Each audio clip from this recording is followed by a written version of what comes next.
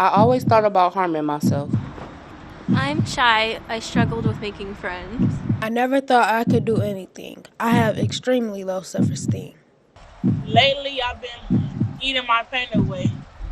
Just throw it back up. I've been struggling to lose weight.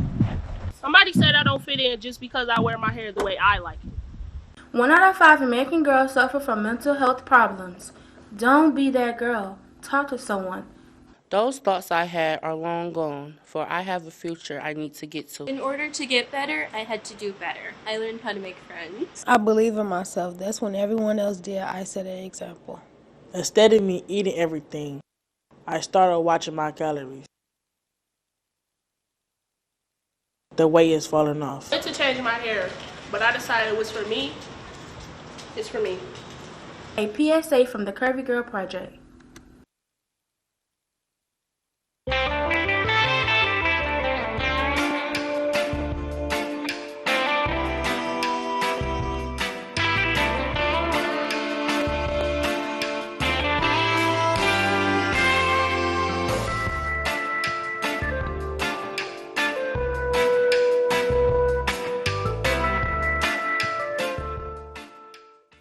And good morning, and welcome to Expose Under the Sun, sponsored by the Detroit Native Sun newspaper.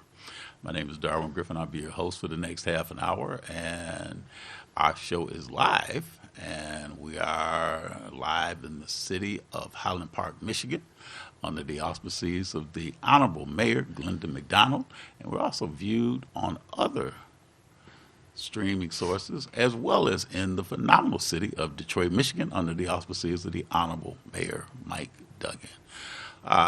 Today, just want to say, a few prayers to go out to some people that are having some health challenges. Miss Loud is having some health issues, and also someone who is near and dear to the show, Miss Sharon Dumas. So keep her lifted up in your thoughts and your prayers, for her wellness and her healing. But we know that God is an almighty healer, and we know that God will take care of whatever ailments that you have that are going on.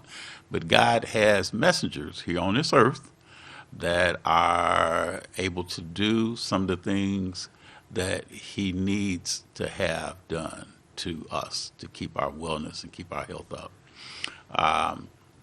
Just want to say that if you do want to call in, our phone number is 313-868-0342, 313-868-0351, or 313-868-4336.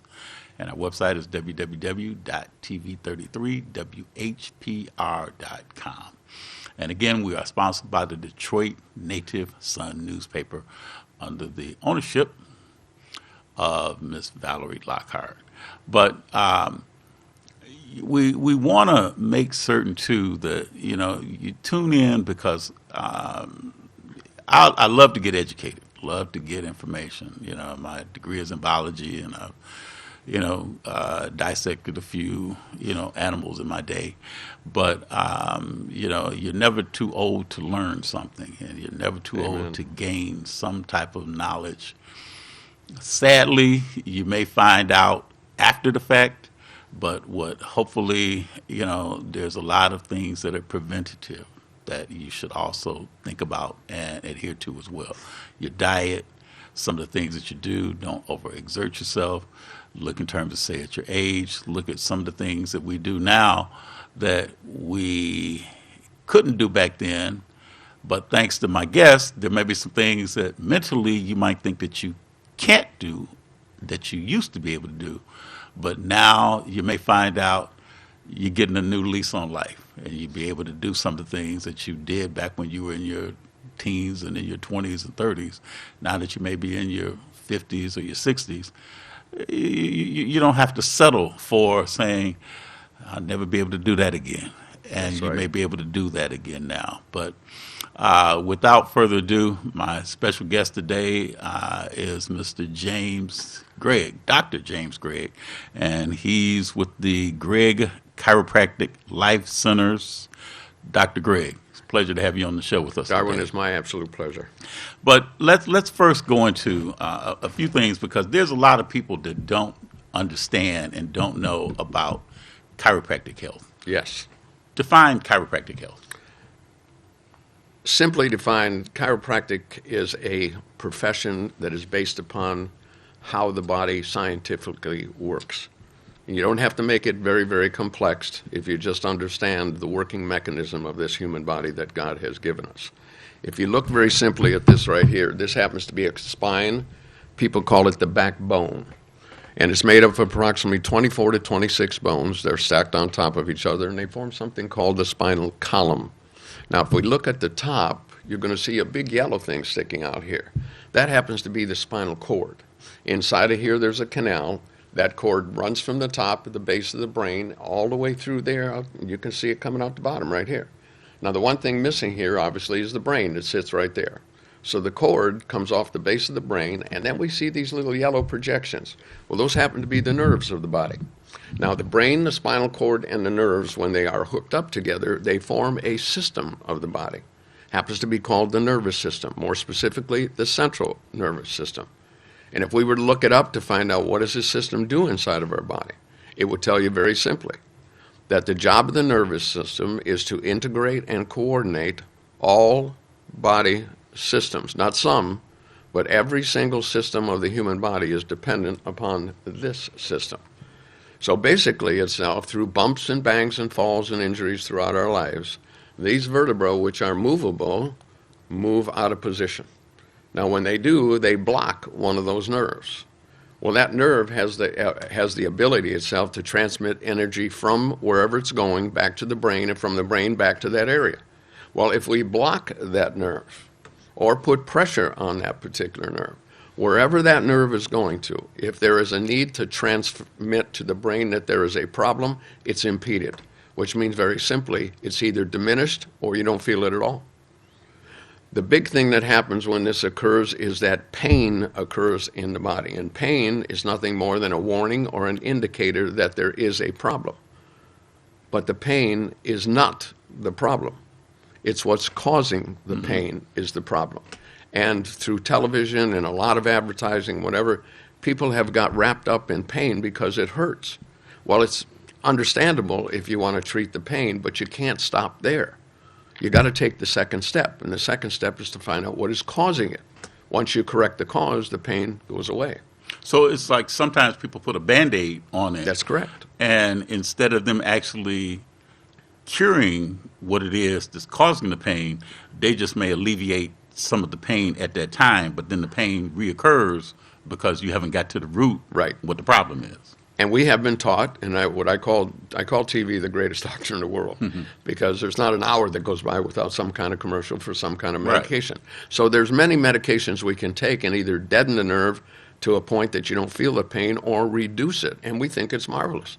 So what do? We stay with it until all of a sudden it wears off and we're hurting again, so we take more. And then we take more, and we take more of it. Instead of 2, we take 3. Pretty soon, nothing is working, so they get something stronger.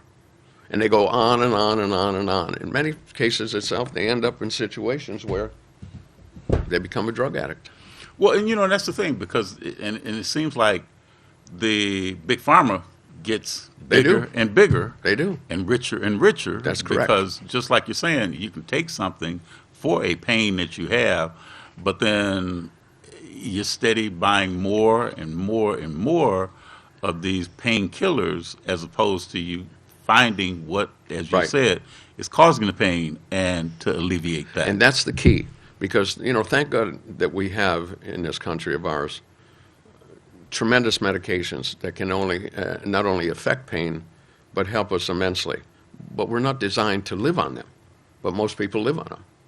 It's so funny, Doctor. It makes me think about the old adage of a person with a pebble in their shoe. And Exactly. here you're walking down the street with that pebble in your shoe, steady complaining about it hurting, and you may take something, like you said, an aspirin or something like that to alleviate the pain. Exactly right. But then the root cause is just take your shoe off, take the pebble out, and then you'll be pain free, so That's- you won't have to continue doing that. That's exactly right. And let me just quickly show you this. When we talked about the nerve being blocked, if you look right here now, let me bring it up here. There we go. That's a section of a human spine basically in the lower part of the back. Now you can see the vertebra, you can see the white things in between, which are the disc, and then you can see the nerves. Now look at this nerve and look at that nerve. Perfectly normal. But look at the one in the middle. Look at that one compared to those two. Right. But look at the bone right above it. Notice how the bone is shoved backwards. I see that. Compressing the nerve. So wherever that nerve is going to, if there's a problem at the end of it, you'll never know it. If there isn't a problem, it'll create a problem and the pain level will just escalate. But I've told people for years, I've never once found a pill, a potion, a powder, a syrup, or a salve, or an injection that once you took it, that bone would move off that nerve. You know, that's so interesting because my father, when he was alive, he used to have a problem with his spine because he had the disc that Exactly. had lost. I guess it's got I think you call it a hyaline sheath that's right there, and apparently to allow the disc to be able to move, easily, I guess whatever that is between the discs had wore thin to the point to where it was almost like bone just rubbing Yes. against bone. It's actually the disc that actually degenerates. What happens is when the bone is out of position, it wears. Well, the only thing that little disc is doing is it acts like a shock absorber and a spacer. So it keeps the bones separated from each other and from the nerve. So the smaller it gets, the more pressure builds on that nerve, and then the nerve, or the pain or discomfort, whatever, increases, and so do the medications. Yeah, because I think when he would bend over, he couldn't right himself back up Exactly. without a whole lot of pain that he was experiencing. And as I mentioned to you earlier, we now have a procedure. Most of the time, that person was destined for surgery. We now have a procedure that we can do with a computer and a laser that prevents that surgery. So let's talk about in terms of, say, with chiropractic health, in terms of, say, the then and now. So what were chiropractors doing then compared to what they do today? Well, I'll tell you this. They still do a lot of what they did then and today because it's so highly effective, and that was manual care. That is to say, we would use our hands specifically at a particular vertebra and begin the process of moving it.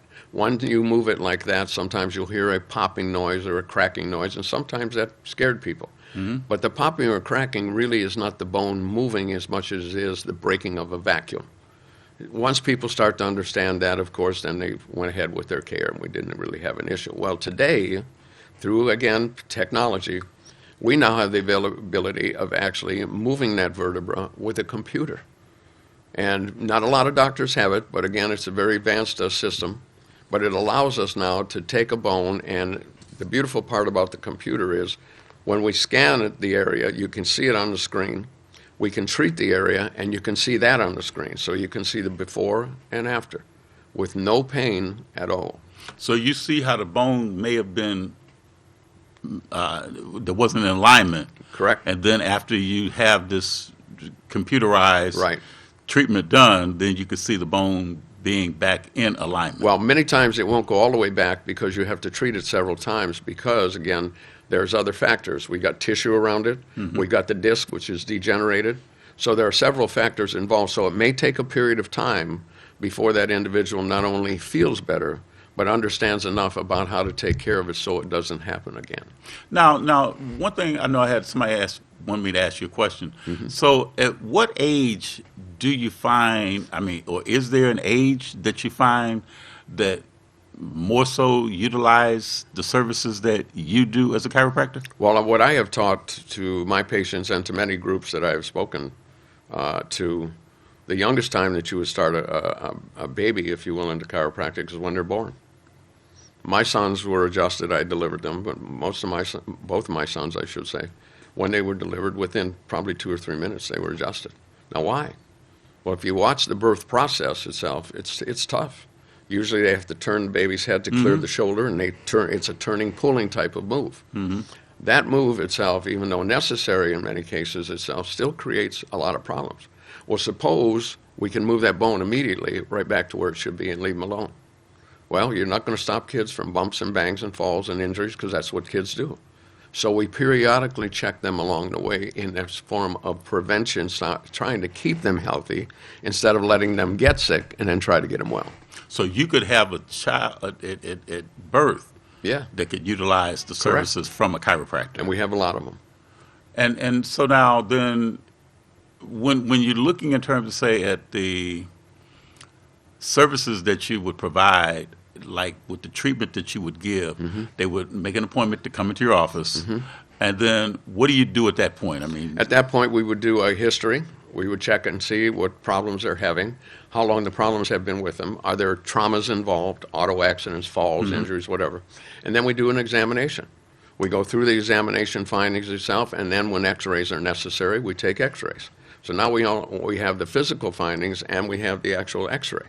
And we discuss that in detail with the patient so that the patient fully understands not only the problem, but now how are we going to address this problem? We may address it again with a computer. We may address it again with a procedure called laser-enhanced non-surgical decompression. These are for people who have suffered tremendously with lower back pain that's now radiated into the hip or leg or into the shoulder or arm if it happens to be in the neck. And we are actually able to prevent a tremendous amount of the patients from having surgery in the first place. Now, surgery in some cases is necessary. I work very closely with a neurosurgeon. And when it is necessary, then we go there.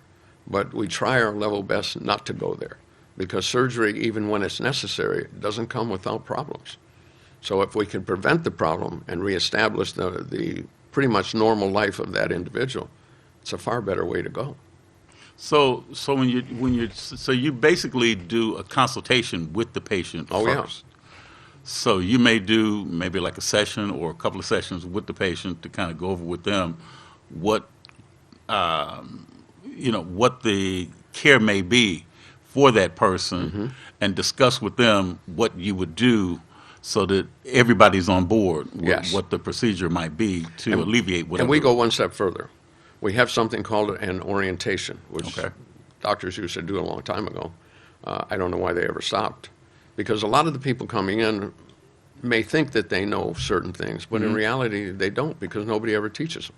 So we bring our new patients together, and we explain to them exactly what we're going to through, and what we're going to do, I should say, and what they have been through in the process of getting to this position where they are, which is primarily a form of pain or discomfort or sickness. And then we actually discuss a little bit more in depth the actual treatment that we apply and why we do what we do, which involves the patient helping us. You can't send a patient out the door and have them live the same life that they did that created the problem they have. This is what happens with a lot of people. You can't go, for instance, in surgery. It bothers me a great deal when a surgeon does surgery itself and doesn't instruct the patient that there are certain things that they may not ever do again, or they can do it differently. They just let them go. Well, most people think they're well, so they go right back and do the exact same thing that caused the problem in the first place. So they don't discuss the aftercare No. that the person may need. We do. Now, that's another thing. I think before we started the show today, we were talking about, the definition of a doctor. Right. And in terms Teacher. of say that a doctor is a teacher. Right. So you just mentioned about how you, in your practice, you're still in the form of being a teacher. Right. And also a doctor. I love teaching. So what are some of the misconceptions, and you mentioned that too, that people will go right back into doing something that they did prior to coming to visit you. What are some of the misconceptions that people have? Let me put it like this, about chiropractors. Well, I think, number one, they're afraid because they think it's going to hurt. Okay. Okay, and that's understandable. And in some cases, some of the procedures that we do, if we have to do it manually, they're going to have some soreness, but we explain it and explain it why. We remember when a vertebra is out of position, tissue grows around it. So it's now abnormal. Well, as we begin to move that vertebra, some of that tissue's got to stretch a little bit to allow us to move it. The next day, that person may be a little sore. Now, some people never feel that. Some people feel it. But we make sure that everybody knows why. And then we discuss to them the way they sleep. We also discuss if they're working, what kind of work do you do? And we look at those things in relationship to the problems that they have, and they can either do it the way they did it, or maybe if they do it, they're going to be right back with the problem and worse than it was the first time. So we have to discuss with them. I'll give you a perfect example. There isn't a person usually in the face of this earth almost today that doesn't have a cell phone. Well, when you take a cell phone, yeah, I got mine here. You take a cell phone out of your pocket, this is what you see. Kids are like this, and they're reading texts, and they're reading all kinds of... People don't realize that when the head is sitting on the shoulders, the head weighs approximately 8 to 12 pounds. When the head is fully flexed, the head weighs 60 pounds. How many? 60. Okay. Now you think about a 60-pound pull of a ball sitting on a spine, bent forward, that already has a problem. Mm-hmm. The actual phone itself is creating massive stress on an area that they can't deal with, and they don't know it. If we move that bone and start to move it away from the nerve, and they continue doing this, they're wasting their time. But if I didn't tell them that, then I'm wasting their time. So I make sure that they understand it. And well, so what do you do to correct it? People are going to use cell phones, and thank goodness, I guess, that we have them. Well, all you have to do is take the phone from here to there. Well, how do you do that? You take your elbows and you turn them into your body and you hold it. Now your body becomes your support. You could hold this thing here all day long, but the head now is in that position, not that one. Anything else? That's a good. I mean, simple. That's a good something simple little thing to do now. These are, but we go through the same thing with the type of work that people do. You know, the bending, the twisting. Because a lot of people, you know, like I did, they'll tell you to stoop to pick something up instead of leaning forward to pick something up, and let the fulcrum of your knees and your legs take majority of the weight. But let me ask you this That's question. partially right. Okay. Okay, you can't just bend forward. Most people, when you tell them to bend down, they'll squat. Mm-hmm. When you squat, your buttocks moves out, your upper body moves back. So what you do in the lower part of the back is you compress it. So if you already got a problem in it, that's going to hurt a lot, and it's going to make it worse. So what do? You move one foot out, so not together, but out, and then you put your hand on your thigh, and you go down with the body first, get a hold of what you got, and then you raise with your legs and then your upper body. Okay. Big difference. That's a good Big something difference. to do as well, and I can see But if that. people didn't know that, They would still continue doing. Sure they do. Now, the other thing is sleeping. You mentioned that a little while ago. Yes. What's the, you know, because you see these pillows and everything that tell you about, you know, the alignment of your back and your neck and things like that. Well, they're partially getting it right. Okay. Tell how they could get it right then. Well, very simply. Here's your head and there's your body. Okay. When you lay down, your head and body should be on the same level, same plane. The healthiest way in most cases for people to sleep is on their side. But they have to pull their shoulder slightly forward so the weight is on the backside, not on the shoulder itself, because it hurts. So all you have to do is put it there. But the next thing is to put a pillow between their legs. So the legs are separated. So when you lay down, they're still separated instead of laying on top of each other. Now, when you're in that position and your legs are slightly folded, you're going to sleep pretty darn well. But what happens with most people? They'll get on their side, they'll have a pillow, they'll crunch it up, and their head is this way, or the pillow's too small, so their head is down here. Or the worst thing is they're on their stomach. And when you're on your stomach, you can't breathe like this. So what do you have to do? You have to rotate your head. So your whole head is rotated. Well, so is your spine. Mm-hmm. And then you go to sleep for 6 to 8 hours. You wake up in the morning, your head is killing you. Mm-hmm. And here's the last one I'll give you. One of the things we use almost every day of our life are computers. Computers create multiple problems without knowing it. When you sit in a position and you're using a computer, you must make sure that the center of that screen is directly at eye level when your chin is level. So you're looking here. You're not looking up there, you're not looking over here, and you're not looking down here. Just right in front of you. The next thing is your body is erect when you're sitting.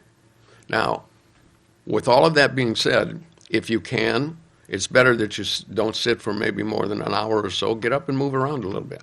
Come back and sit down. But here's your position here. You're not like this. You're not here with a computer up there or one over here.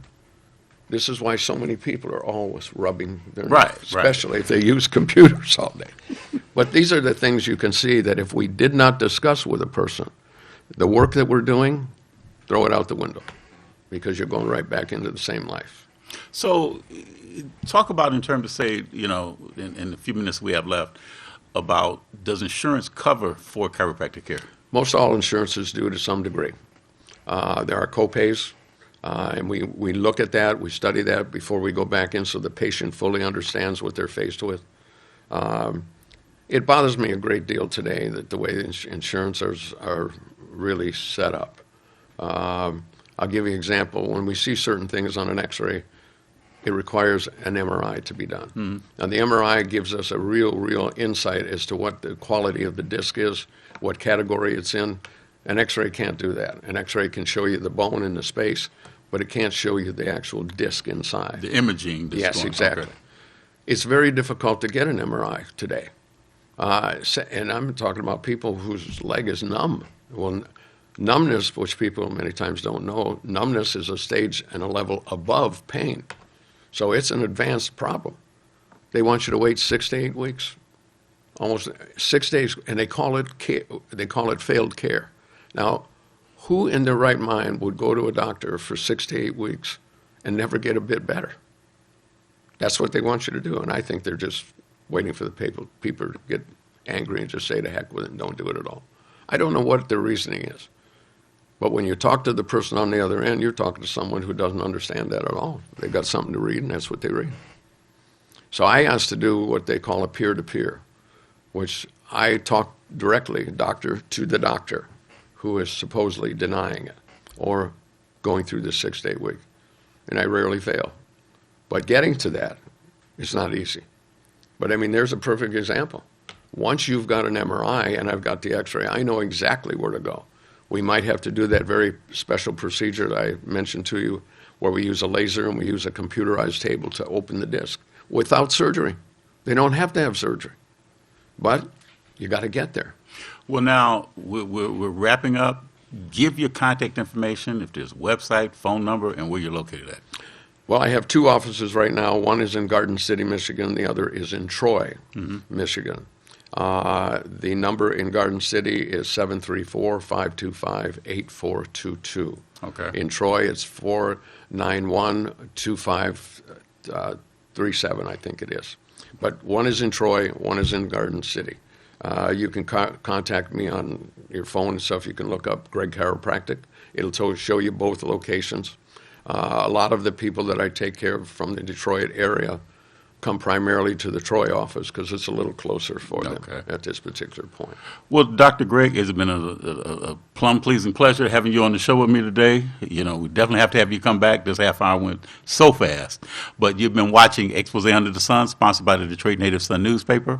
And if you'd like to get a copy of the Detroit Native Sun newspaper, you can contact Ms. Valerie Lockhart at area code 313-457-5944, and also contact her too if you'd like to advertise in the newspaper as well. Have a great rest of the day, and I hope that some of the things that Dr. Greg talked to you about will help you with taking care of yourself. Peace. Here at the Full and Fabulous Curvy Girl Project, we don't just focus on health, beauty, and self-esteem. We also offer an amazing summer program for young ladies ages 12 to 18. For more information, visit our website at fullandfabulous.org. See you soon.